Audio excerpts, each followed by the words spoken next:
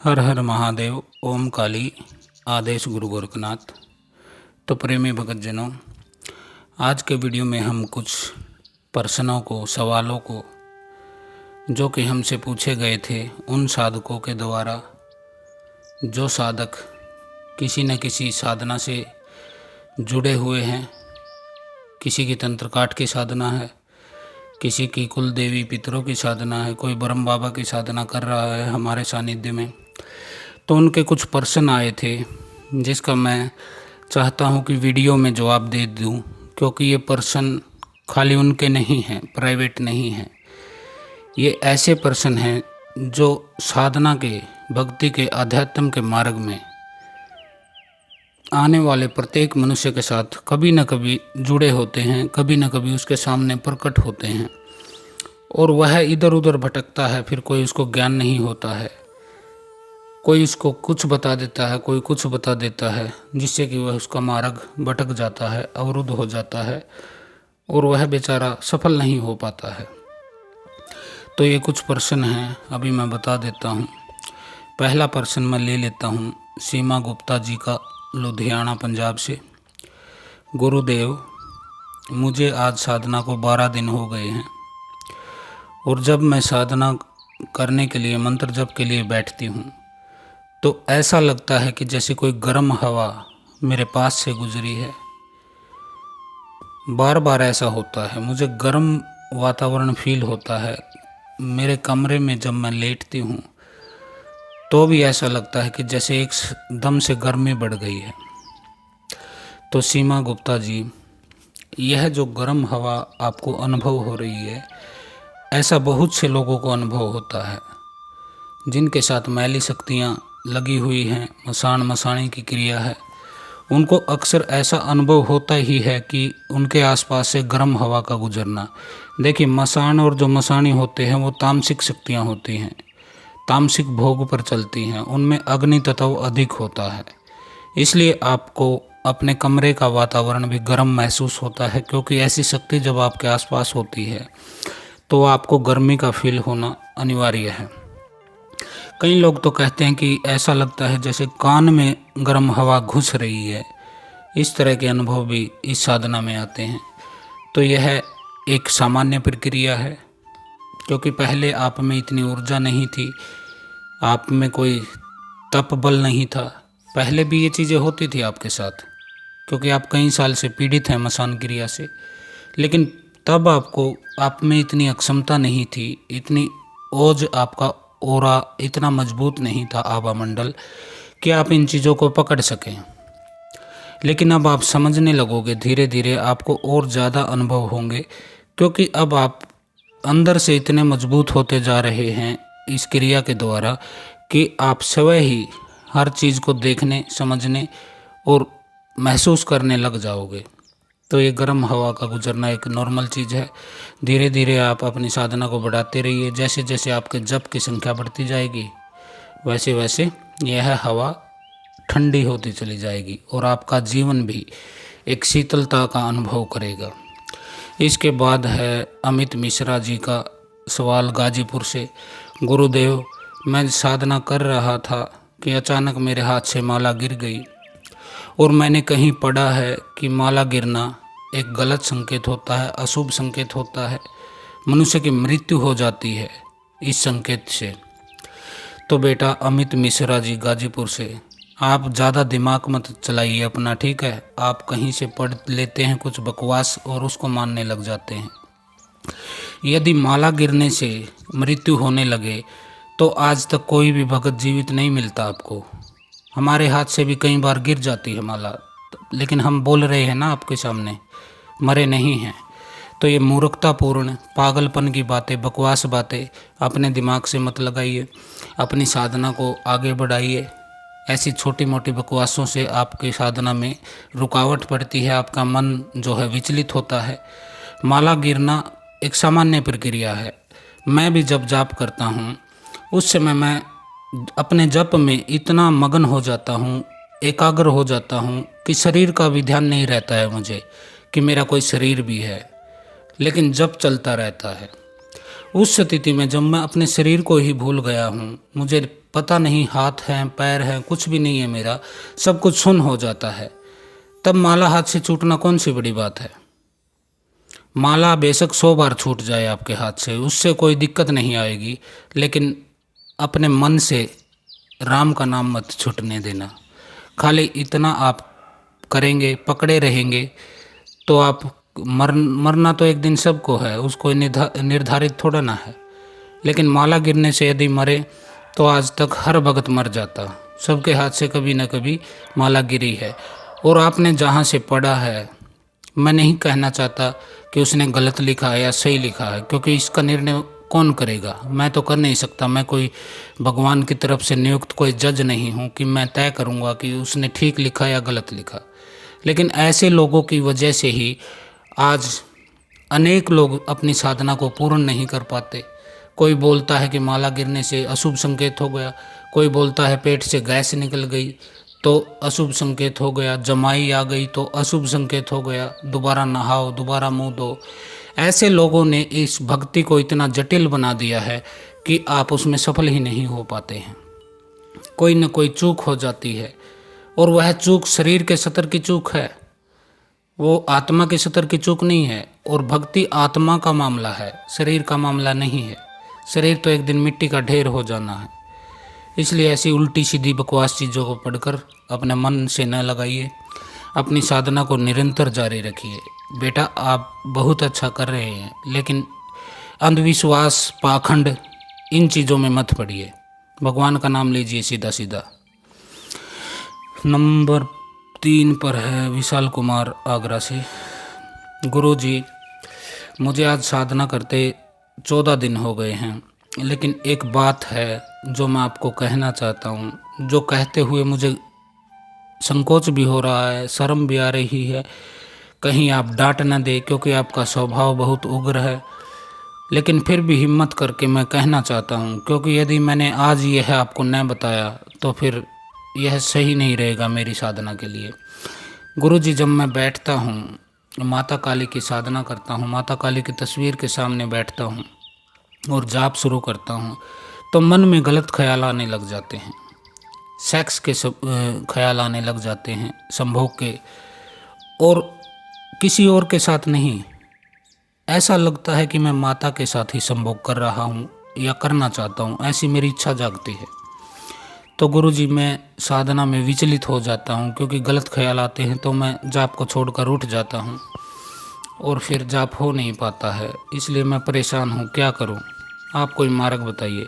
तो बेटा, इसमें छुपाने की कोई भी चीज़ नहीं है, ये एक सामान्य प्रक्रिया है जो बहुत से लोगों के साथ होती है। मेरे पास रोज़ ऐसे कॉल आते हैं कि मुझे अपने इष्ट के, आराध्य के प्रति ही, खासकर जो माता के भगत हैं, माता दुर्गा के हैं, काली के हैं, कोई भी अन्य माता के हों, तो उनको ऐसे ख्याल आते हैं कि माता के साथ ही वो गलत संबंध बना रहे हैं, और मन में एक हीन भावना आ जाती है, एक अपराध बोध होता है, एक घृणा का भाव खुद के प्रति ही उत्पन्न होता है कि मैं ऐसा कैसे सोच सकता हूँ, और इस कारण से मन उनका विचलित हो जाता है और साधना करने को मन नहीं करता है।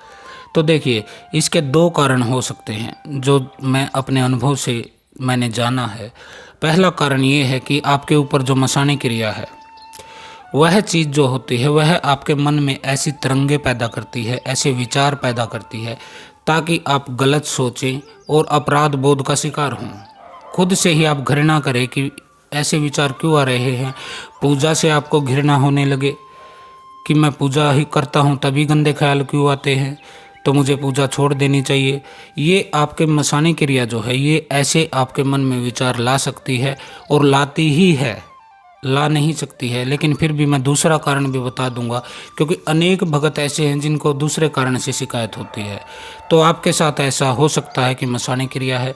और दूसरा कारण वह यह हो सकता है कि आप सिद्धि की प्राप्ति करने के लिए या कुछ करने के लिए, या आपने जीवन में कहीं से उल्टी सीधी चीज़ें पढ़ ली हैं किताबों में, या यूट्यूब से, या कहीं गूगल से, या कोई ग्रंथ पढ़ लिए हैं जिसमें आप पर दबाव मन पर पड़ा है कि ब्रह्मचारी रहकर मैं यह क्रिया करूं, या फिर जीवन में ब्रह्मचर्य का ज़्यादा लोग अभ्यास कर लेते हैं, स्त्रियों से दूर रहने लगते हैं, उन लोगों के साथ भी ऐसा होना लाजमी है।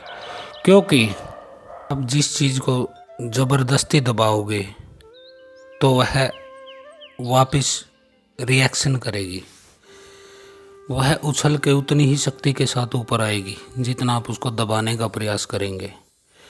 काम और क्रोध ये आपकी गलती नहीं है, ये परमात्मा ने आपको दिए हैं, प्रकृति से आपको मिले हैं।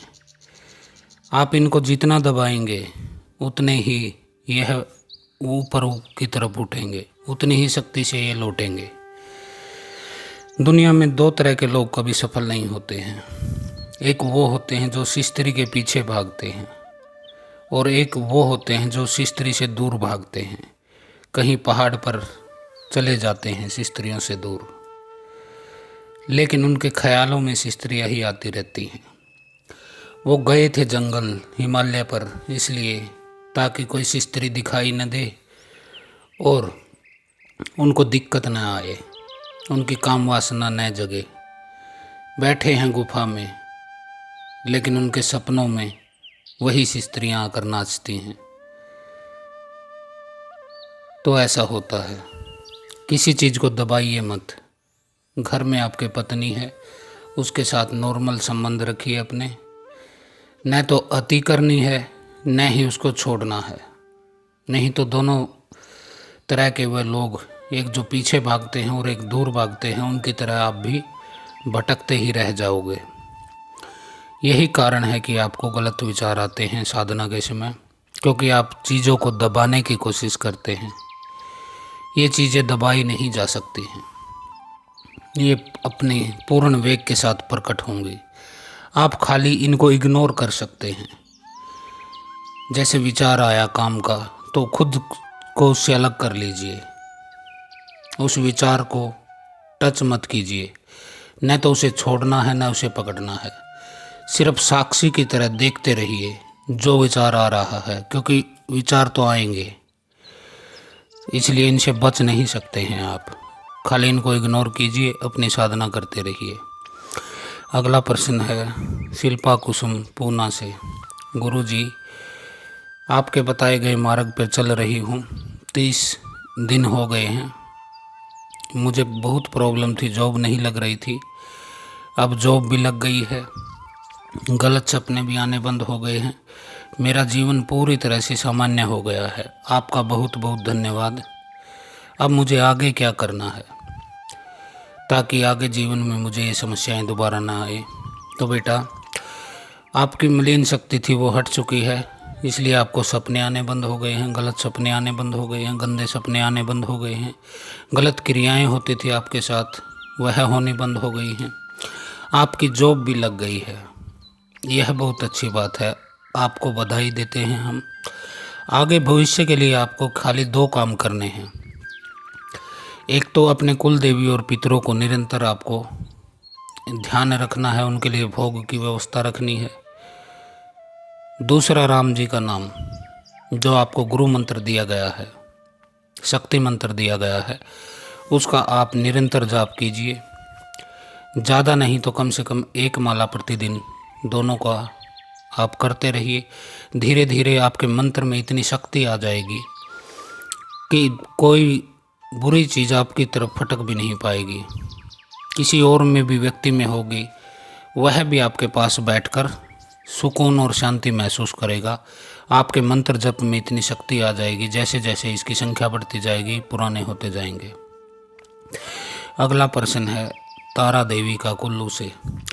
गुरुदेव, सबसे पहले तो मैं आपको धन्यवाद देना चाहती हूँ जो आपने मेरे जीवन में इस तरह के बदलाव लाए कि अब मेरे जीवन में खुशियाँ ही खुशियाँ आ गई हैं।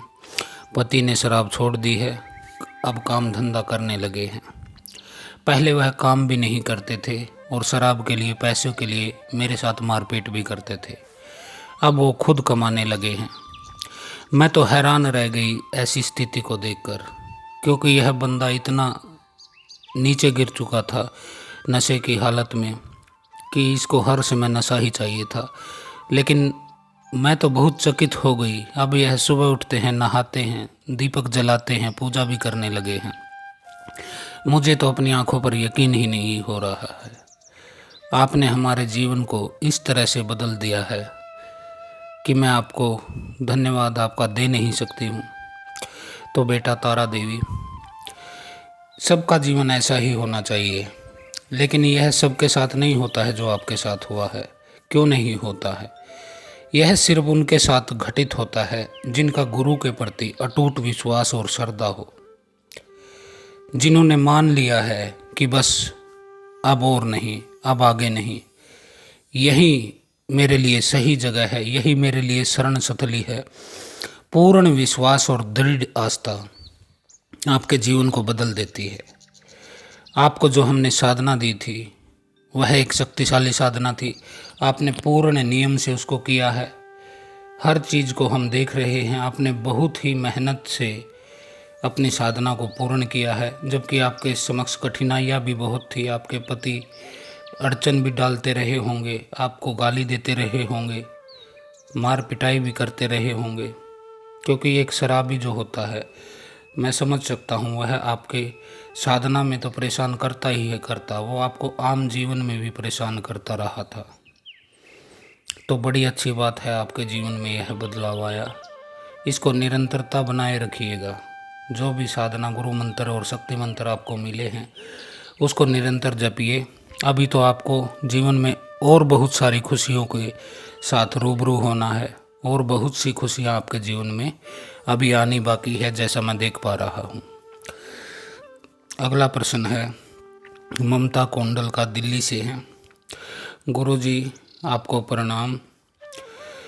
गुरुजी, मुझे आज साधना करते हुए 7 दिन हो चुके हैं। मेरे साथ अनेक घटनाएं हुई हैं जो मैं आपको बताना चाहती हूँ। पहले मुझे गलत चीज़ें दिखाई देती थी, गंदी चीज़ें दिखाई देती थी सपन में, लेकिन कल मुझे 7 देवियाँ दिखाई दी।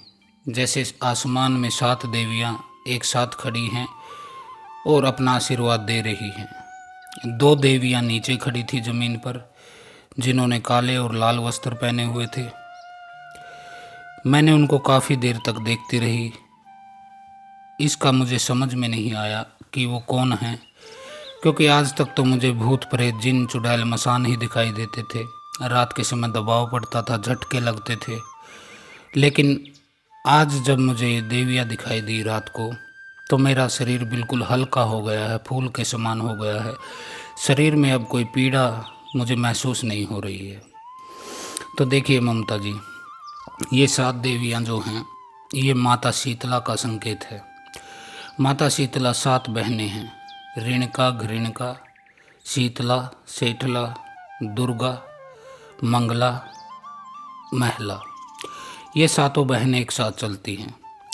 आपको हमने साधना दी तो शुरू में हम आपकी ज्योति पर, आपके दीपक पर माता शीतला को स्थापित करवाते हैं, जो आपकी रक्षा करती हैं, आपकी साधना की रक्षा करती हैं, आपके घर परिवार की रक्षा करती हैं, और आपकी साधना की पूर्ण सफलता की गारंटी माता शीतला ही होती हैं, जिनको हमने आपके दीपक पर स्थापित कर दिया है। देवियों का दिखाई देना यह संकेत है कि आप पूर्ण दृढ़ आस्था के साथ अपनी साधना को कर रही हैं। पूर्ण विश्वास आपको अपने गुरु पर हो गया है। इसी वजह से आपको ये देवियाँ दिखाई दी है। इन्होंने आपको दर्शन देकर संकेत दे दिया है कि वो आपके साथ हैं। आपके शरीर का हल्का होना, फूल जैसा महसूस होना, यह संकेत है कि मलिन शक्तियाँ आपके शरीर से हटने लगी हैं, दूर होने लगी हैं। आपके जप का प्रभाव है, आपके जो उतारे हैं उनका प्रभाव है। इन सभी प्रभावों को मिलाकर आपका शरीर अब स्वस्थ होने की कगार पर चला गया है। आपको अब गलत सपने, भूत प्रेत, जिन मसान दिखाई देने बंद हो गए हैं। यही तो हम करना चाहते थे, ताकि आप पूर्ण स्वस्थ हो चुके। ये मलिन क्रिया आपसे हट जाएगी, तब आप पूर्ण स्वस्थ हो जाएंगे।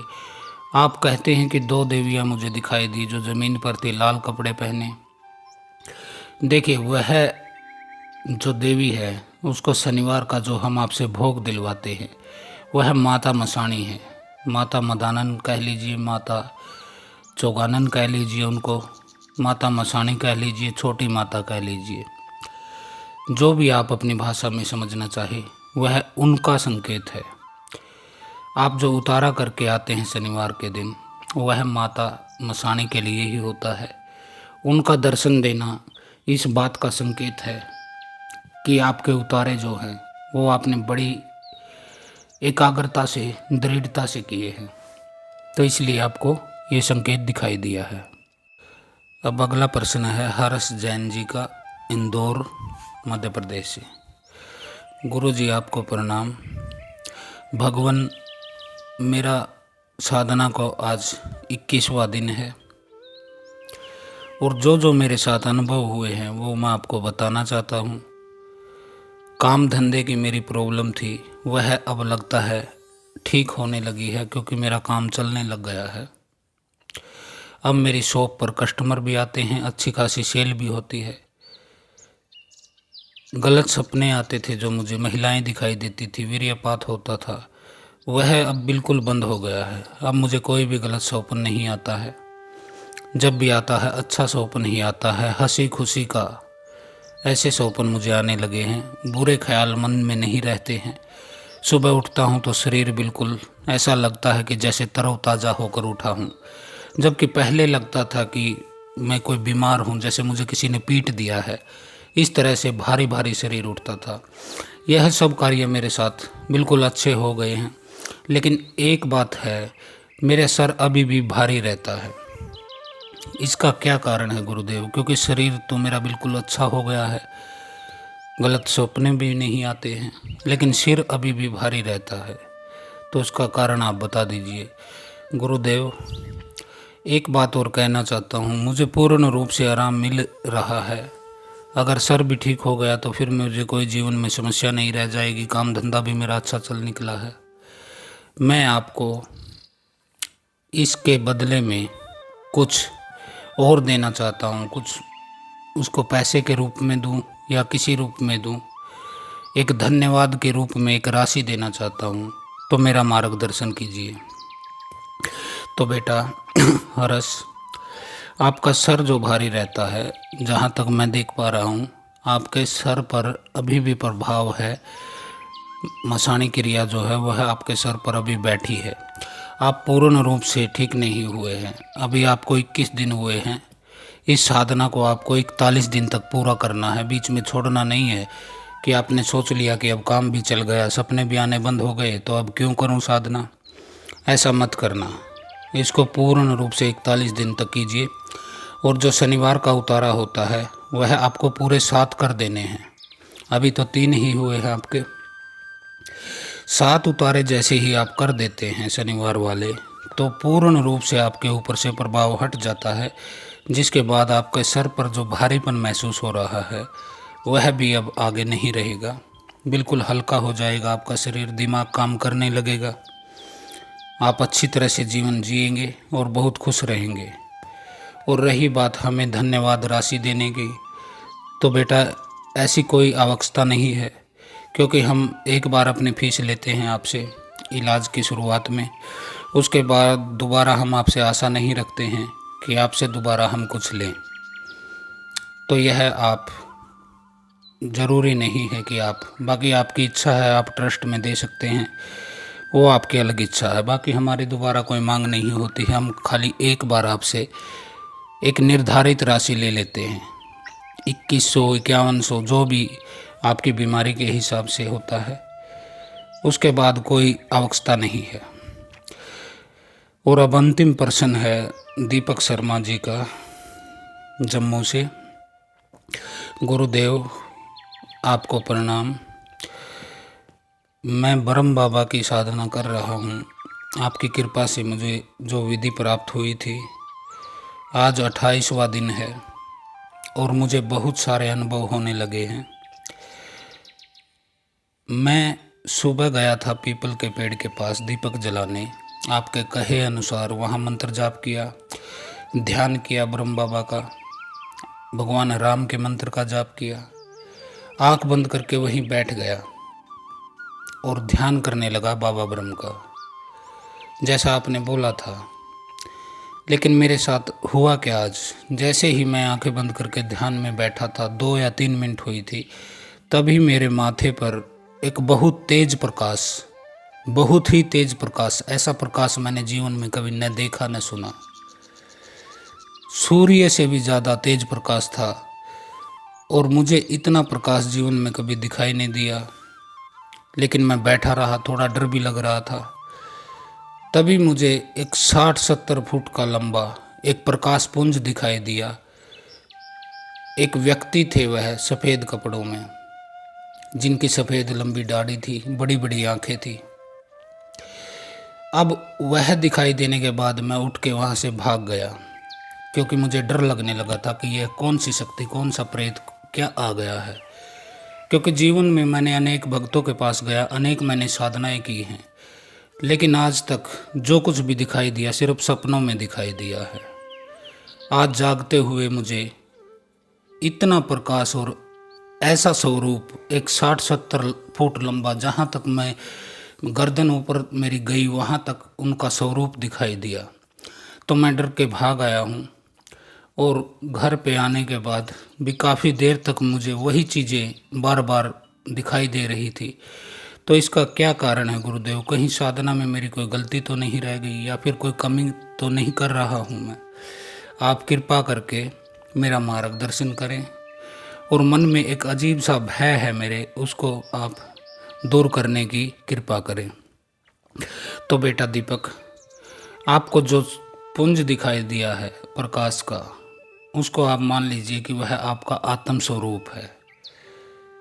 आप ही हैं वो तत्वमसि श्वेत केतु, वह तुम ही हो। माथे पर जो प्रकाश आपको इतना विराट प्रकाश दिखाई दिया, वह आपका ही आत्म स्वरूप है, आपकी ही आत्मा है, आपकी ही ऊर्जा है। इसी स्थिति को आत्मज्ञान बोला जाता है।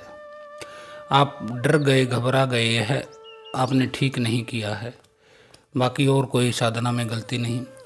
जो आपको दिखाई दिया 60-70 फुट लंबे पहलवान, सफ़ेद कपड़ों में, सफ़ेद दाढ़ी थी जिनकी, बड़ी बड़ी आंखें थी जिनकी, वह कोई और नहीं, वह ब्रह्म बाबा ही है। आपने शायद ब्रह्म बाबा का मेरा वीडियो नहीं सुना है, जिसमें उनके स्वरूप का वर्णन किया गया है। वो 60-70 फुट लंबे ऊंचे पहलवान ही होते हैं। उनके हाथ में पास होता है, सफ़ेद उनके कपड़े होते हैं। वही ब्रह्म बाबा है जिनकी सिद्धि के लिए आप प्रयास कर रहे हैं।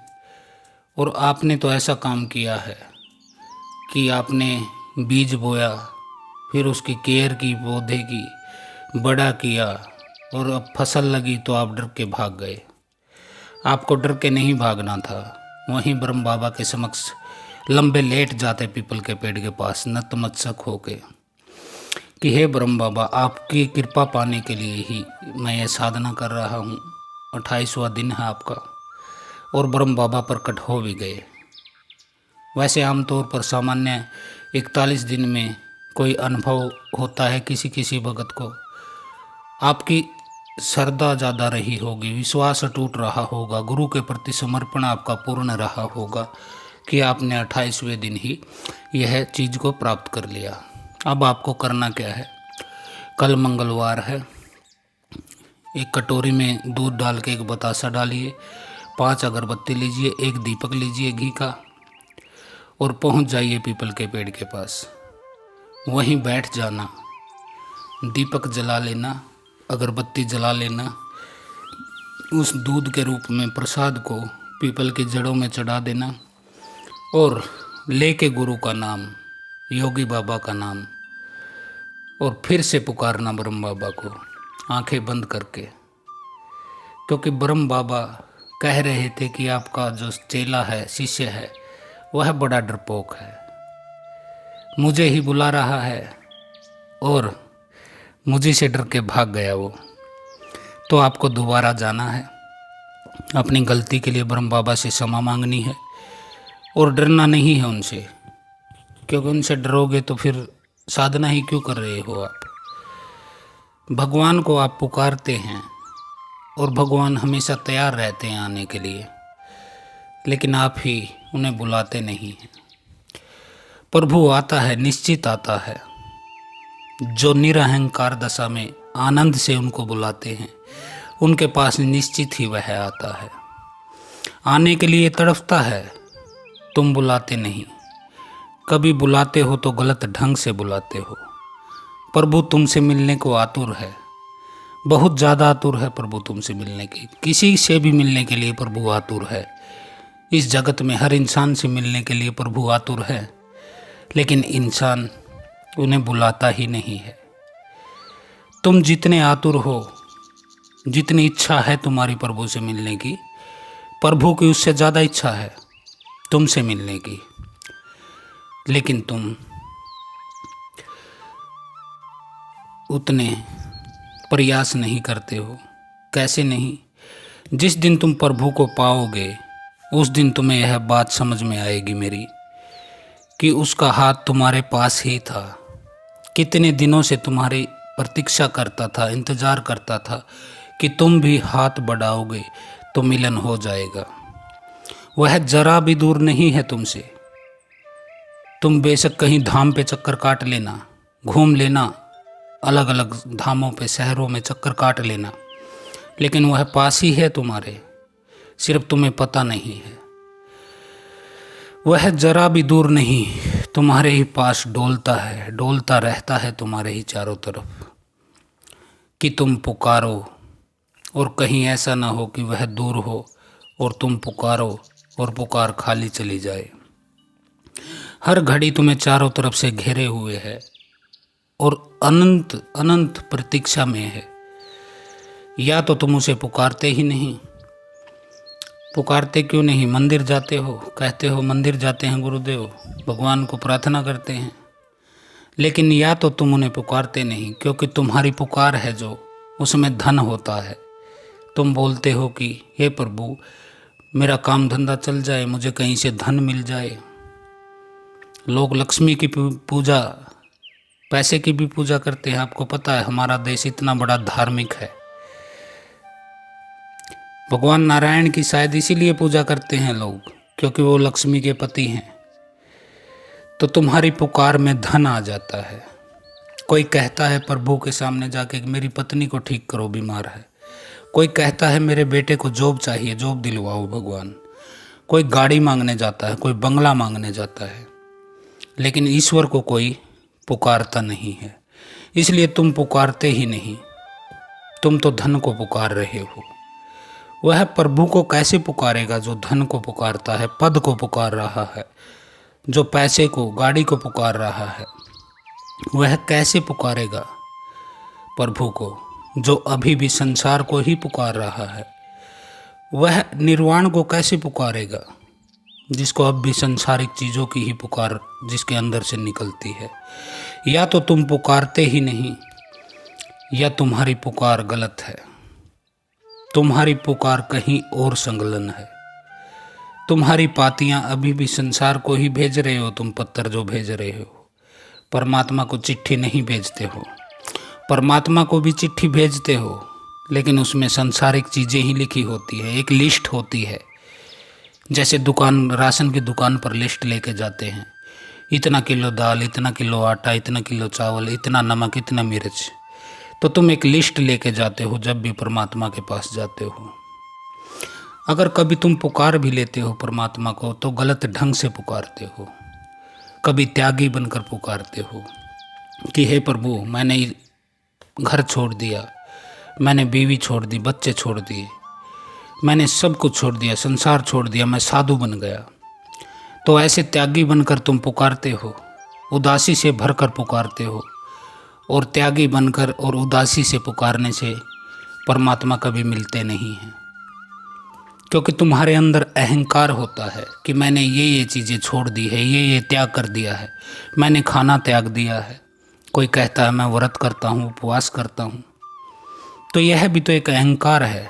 आप भगवान को अहंकार दिखाते हैं कि मैं 7 दिन से भूखा हूँ आपके लिए और आप आ नहीं रहे हैं। तो यह अहंकार का दंभ ही है जिसे लेकर तुम पुकारते हो। तुम ऐसे पुकारते हो जैसे कोई दावेदार पुकारता है कि देखो मैंने इतना किया, अब आओ, अब आना ही पड़ेगा। तुम ऐसे पुकारते हो जैसे कोई अदालत में जाकर पुकारता है। तुम भी तब भी तुम चूक जाते हो। उसे पुकारना है तो पुकारना तो जरूरी है, लेकिन ठीक ढंग से पुकारना जरूरी है। और वह ठीक ढंग क्या है? उसके प्रेम में नाचो, गाओ, उसे आनंद से बुलाओ, क्योंकि जब तुम आनंद से बुलाते हो तभी परमात्मा आता है। तुम रोते हो, शिकायतें करते हो, तब परमात्मा नहीं आता है। वह क्यों आएगा दुखी आदमी के पास? दुखी मन में क्यों आएगा? आनंद से पुकारो तुम, दावेदार मत बनो। दावा कैसा? प्रेम भी कभी दावेदार बनता है? प्रेम तो कहता है कि जब भी आओगे आ जाना, तभी मेरा सौभाग्य।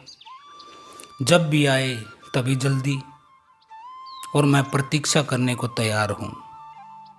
और मैं प्रतीक्षा में उदास भी नहीं होऊंगा, दुखी भी नहीं होऊंगा, हारूंगा नहीं, थकूंगा नहीं, नाचूंगा, गाऊंगा, इंतजार को ही आनंद बनाऊंगा। यदि तुम इस ढंग से उन्हें पुकारते हो तो वो चले आते हैं। इसलिए दीपक शर्मा जी, तुमने प्रेम से पुकारा तो ब्रह्म आ गए, और जब ब्रह्म आ गए तो तुम खिसक लिए। कोई बात नहीं, ऐसा होता है, क्योंकि आपको अनुभव नहीं था। आज तक किसी भगत ने, किसी गुरु ने आपको ऐसा दिया ही नहीं था कुछ कि जिससे आपको एक कौतूहल हो, कुछ दिखाई दे जाए, कुछ मिल जाए। आपको जरा सा भी प्रसाद अनुभव हो जाता, जरा सा भी प्रेम अनुभव हो जाता, आज तक जरा सा भी उसकी तरंग, उसकी खुशबू आपको मिल जाती, तो ऐसे आप डर के नहीं भागते हैं। चलो, जब जागे तभी सवेरा। अभी आपने देख लिया, अब जाइए दोबारा ब्रह्म बाबा के पास, जिन्हें आप अपना इष्ट मानते हैं। ईश्वर से मत डरो, अपने इष्ट से मत डरो, क्योंकि एक वही जगह तो है जहां आदमी भय मुक्त होता है।